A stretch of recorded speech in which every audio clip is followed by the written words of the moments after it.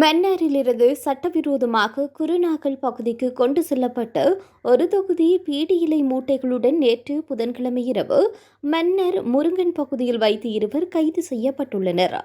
மன்னார் ராணுவ புலனாய்வு அதிகாரிகளுக்கு கிடைத்த தகவலின் அடிப்படையில் இந்தியாவிலிருந்து சட்டவிரோதமாக இறக்குமதி செய்யப்பட்ட ஒரு தொகுதி பீடி இலை மூட்டைகளை ஏற்றி மன்னாரிலிருந்து குருநாகலுக்கு கொண்டு செல்லப்பட்டுள்ளது.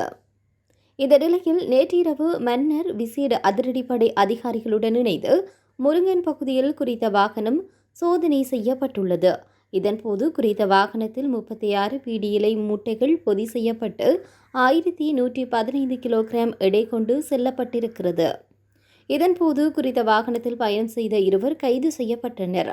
பின்னர் மேற்கொள்ளப்பட்ட விசாரணைகளில் கைப்பற்றப்பட்ட பீடி இலைகள் இந்தியாவிலிருந்து கடல் வழியாக மன்னார் பகுதிக்கு சட்டவிரோதமாக கொண்டு செல்லப்பட்டு பின்னர் மன்னாரிலிருந்து குருநாகல் பகுதிக்கு கொண்டு செல்லப்பட்டதாக தகவல் தெரிவிக்கின்றன.